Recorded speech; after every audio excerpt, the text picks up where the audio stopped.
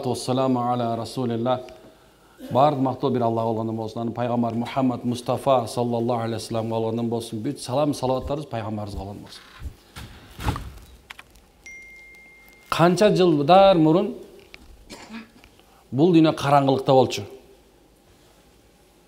Алымдар бул караңгылыкты руханий караңгылык, жан дүйнөнүн караңгылыгы деп айтат. Бул улам кайтып келе турган караңгылык болуп эсептелет. Же болсо бул дүйнөдө пайгамбарлардын эң акыркысы пайгамбар Мухаммад алейхиссалам келе элек болчу. Иса алейхиссаламдын өтүп кеткенине бир нече кылым өтүп кеткен эле. Бирок Аллах ушундай зат экен. Силер менен бизди жакшы көргөндүгүнөн кандай эле адам өзүнө каалаган жакшылыкты, өзүнө каалаган жакшылык. Же болсо өзүнүн ушундай бир баалуу нерсесин катып коюп туруп, эң акырында, эң важный бир убакытта колдонгондой эле Алла Таала дагы адамзаттын баары караңгылыкта болуп, бүткүл баардыгы тең ушундай бир күнөөнүн сазына батып кеткен мезгилде Хижаз же болсо ушундай бир тетиги бир какыраган талаадан эч бир нерсе болбогон, бир эле адамдар бири-бирине ушунчалык бири болуп кеткен ысык болгон жерден пайгамбар саллаллаху алейхи ва салламды бул дүйнөгө алып келген. Пайгамбар Мухаммад алейхиссаламды Алла Таала бул дүйнөгө алып келген. Мына ошондон баштап пайгамбарыбыз айтат, мен үммөтүм дейт. Мен үммөтүмө дин алсыз болгон акыбалда келген. Жана алсыз болгон акыбалда кетет деген. Де болсо кандай эле мусулмандар жок болуп, субханалла өтө алсыз болуп, бир кичинекей ла илаха иллаллах деп койгон үчүн өлтүргөн заман болсо, мына ошол заман келеткен дагы, анан кайра адамдардын бардыгы тең бул дүйнөдө дин дагы болгон адам ушунча катуу бир кыйналат экен. Адамдардын түшүндүрүүчү же болсо аалымдардын түшүндүрүүчү боюнча бул кандай заман болот десе, мусулмандар аябай көп болот экен. Мусулмандар абдан көп болот экен.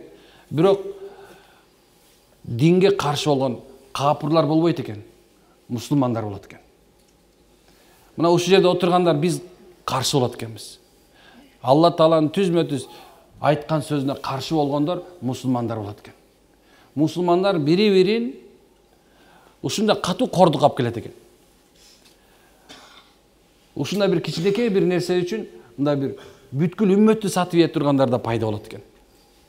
Же болсо ушунчалык болгон кийимдери, жука болгон, терини ушундай бир теринин эң жукасын кийген, баштарын ылдый кылган дейт. Ушунча такыбалар пайда болот экен, бирок алардын иштери карышкырдай болот экен. Кадимки эле карышкырдай, жебийчидей болот экен. Сыртында карасаң ушундай идеалдуу мусулман турат экен, бирок ички дүйнөсү мынекен карышкырдай болот экен. Адамдар баардыгы ушунча катуу кыйналып турган мезгилде, сыноолор биринин үстүнө бири келе берет экен. Сыноолор биринин ушундай мусулмандын ичинде эле адамдар намаз окуп аткан болсо, элдин баары тең шылдыңдайт экен. Тиги намаз окуп, сакал коюп калган болсо, аны да шылдыңдайт экен. Аялдар жоолук салынып кала турган болсо, аны керек болсо таш бараңга чейин алганга барат экен. Ал анчалык кыла тургандар мусулмандар болот экен. Гайри диндер эмес экен да, мусулмандар болот экен. Адамдар мечитке бараткан адамдар буттарына тикенек чачышат экен. Баштарына ушунча бир катуу бир жанагындай бир мусурларды куя турган заман келет экен. Ошол мезгилде асмандан жаан, жердеги болсо берип аткан кара топурак берип аткан баягы нерселер эмне болот экен? Аш нерсе бербей калат экен. Бир пайгамбарыбыздын айтышында Алла Таала жерге жана асманга 3 жолу буйрук кылат экен. Биринчи буйругу асманга айтылат, токтоткун дейт. Же болсо берип аткан нерсени 3төн 1 жок кылат экен. Жерге буйрук болот экен, 3төн 1 бербеген дейт экен. Ошондо 2 калат экен. Андан кийинкиси дагы буйрук болот экен. Асман жерден эмне экен? Берилип аткан жаандагы жана жердеги чыгып аткан нерсенин 3төн 2 жок кылат экен. Бирөө калат экен. Канча удобрение бербей, канча нерсе кылба, асмандан жааган азаят экен. Ошол эле мезгилде субханалла жердеги берилип аткан нерселер да азаят экен. Ошонто отуруп адамдар ачкачылыкка кабыл болот экен. Үммөт ушун асман колдорун көтөрөт экен, Алла, Алла дейт экен, бирок Аллах Таала аларга бербей коет экен. Бир сабактарда мен айткан элем, ушул жерде отурган ар бириңиздер бул ааламдын өзгөрүшүнө себепсиздер. Мусулман, мен мусулманмын деген киши бул дүйнөдөгү ааламаттардын болуп атканына себеп болот. Жөн эле жаратылган жокту. Бул тагдырдагы нерсе бул. Аллах Таала жаратты бизди, бирок жөн эле жараткан жок. Ла илаха иллаллах Мухаммадур Расулуллах деген бир үммөттүн, бир мусулмандын кылган амалы себептүү бул дүйнөдөгү амалдар дагы өзгөрүп турат. Эгерде үммөттүн бирөө уурлук кыла турган болсо, бирөө субхана тараздан алдай турган болсо, бирөө шугулданып жанагындай бир афера иш кыла баштаган болсо, зына кыла баштаган болсо, эмнекен керек болсо адамдар өлүп баштайт экен, жер жүзүндөгү субханалла жаандын жаашы жок болуп баштайт экен, жер титирөөлөр пайда болуп баштайт экен, ааламаттар келип баштайт экен. Бул силер менен биздин нерсебиз. Же болсо сиз менен биздин Кудай Таала тарабынан берилген даражабыз. Кандай эле Аллах Таала Адам алейхисаламды жаратам деп өкүм кылган мезгилде шайтан алейхи лаана эмне кылды? Ал өзүн халифа кылып жаратам. Мен халифа жаратам дегенде ушунча ичинде тызылдап, ушунчалык бир катуу көрө албастык кылган экен. Ушундай катуу бир көрө албастык кылган. Анын ичинде кайнап кеткен. Ошол себептен ал периштелерге сабак берген даражадан некен шайтан куулган, мал'ун даражасы түшүп калган. Бирок Алла Таала сиз менен бизге халифа, жер жүзүндөгү бүткүл нерсеге орун басар деп туруп, андан кийин жерге түшүргөндөн кийин күнөө кылбагыла, муну кылбагыла, мындай кылбагыла, же болсо бул өкүмдү аткаргыла, бул өкүмдү аткарбагыла деп деген ар кандай буйруктар берип турду. Аракты ичпегиле, зына кылбагыла, процент албагыла, бербегиле, киши өлтүрбөгүлө, жакшылыктын үстүндө гана болгула, силер жакшылык таратуучулардан болгула деген өкүмдөрдү берип турган. Качан ушул өкүмдөрдү буза баштаган мезгилде анан биздин жашообузга субханалла деген проблема экен. Бирок ошол өкүмдөр капырларга берилген эмес. Капырларга бул өкүм болгон эмес. Бул өкүм мусулмандарга, момундарга болгон. Же болсо сиз менен бизге берилген турматтыр. Караңыз канча нерсе. Сиз менен биз кандай бир көптөгөн күнөөлөрдү кыла баштаган сайын биздин жашообуз ошончолук бузулуп баштайт. Хазирети Али радыйаллаху анху Алланын элчисинин сүйүктүү сахабаларынын бириси.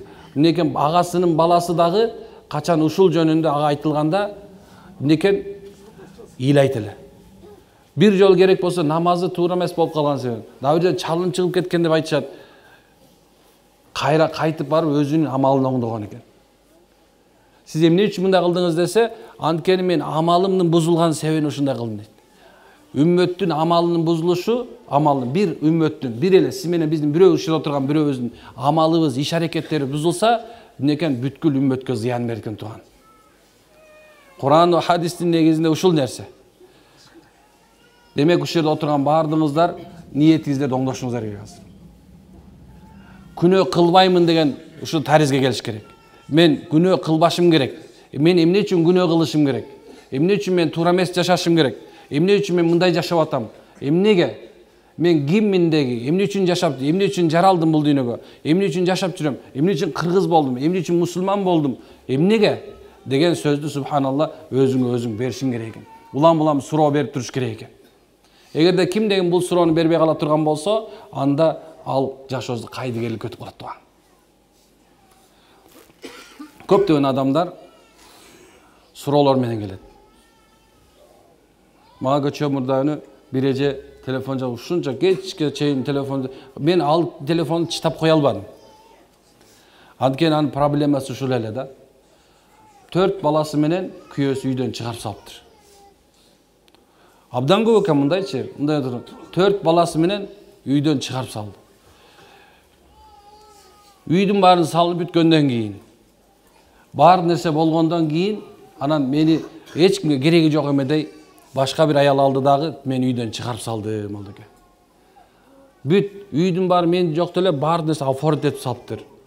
Жашоомдун баардыгын тең ушуну мен швея болсом, канчадан бери ушундай бир акчаны ушу швея ушул үйдүн ремонтуна бир кичинекей бир нерсесин баардыгына акча кетирдим эле мен. Мен ушул исламда жолу барбы дейт ушул нерсеге. Мен сотқа барсам, сот башка эркек тарапка чечип салды. Бүт документ менен оңдоп койгон экен. Мен эмне кылам дейт. Ар ойлондум, эмне дерин билбейсиң да. Пайгамбарыбыз саллаллаху алейхи вассалам сүннөтү болбогон себебинен, сени менен мен ким экенибизди унутуп калып, кайдыгер болуп, эртең өлө турганын унутуп калган себебинен ушундай болду деп ойлойм менчи. Бүгүн болбосо эртең өлөбүз. Бул дүйнөдө эч ким калбайт. Кандай болсоң да субханалла өлүмдүн дамын татасың. Сакаратыл маут ал баарыбыздын пешенебизде турат.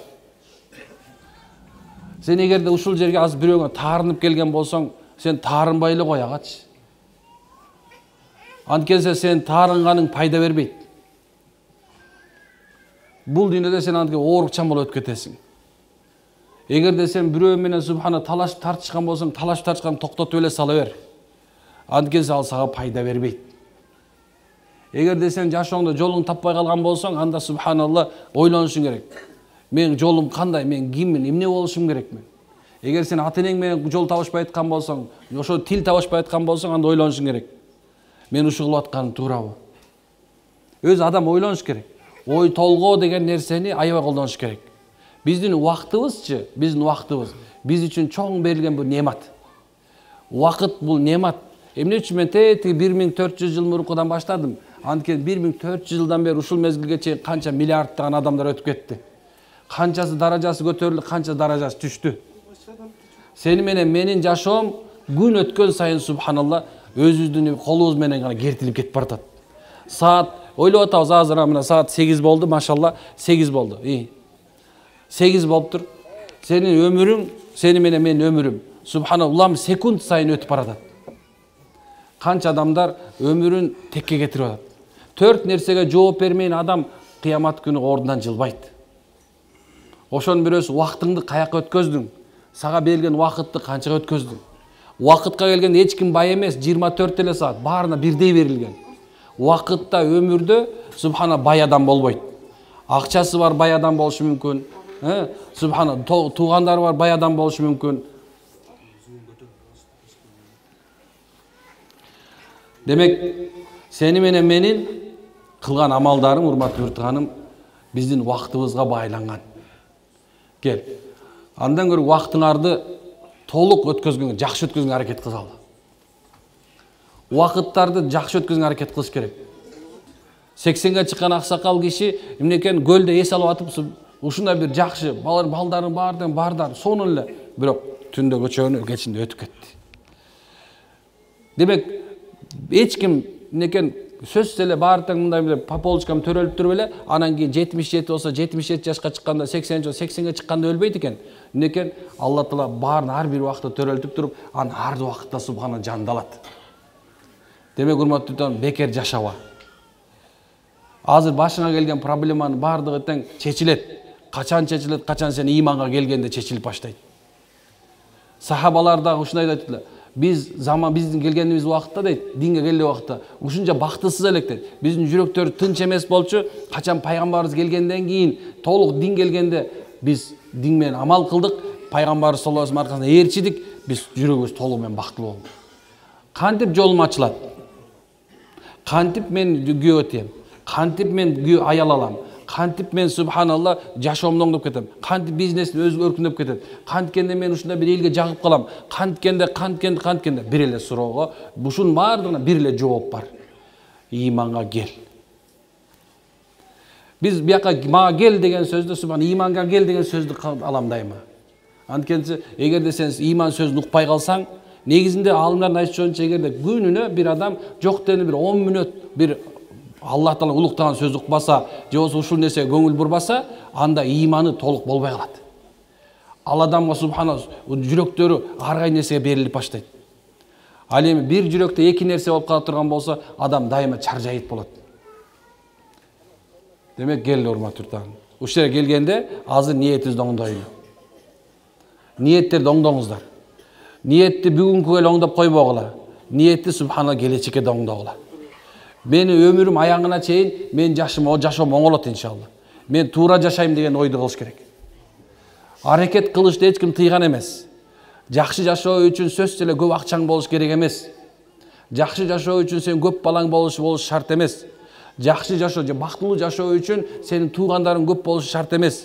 Жакшы бактылуу болуш үчүн сенин досторуң көп болушу шарт эмес. Жакшы сен бактылуу болуш үчүн сенин курчап турган адамдар сени дайыма мактап турушу шарт эмес. Жакшы бактылуу болуш үчүн бир гана нерсеси бар, бул сен ыймандуу болушуң керек.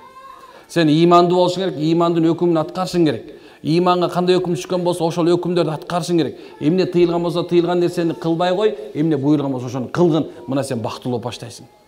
Бактылуулук адамдын денесинин күчтүүлүгүндө, же болбосо курсаган токтугунда эмес, анын жүрөгүнүн каниетинде, жана жүрөгүндө болуп турган ыймандын себебинде. Эгерде сен жүрөгүң толуп турган болсо, сен жүрөгүң ыйманга ушундай толуп турган болсо, сен бактылуусуң.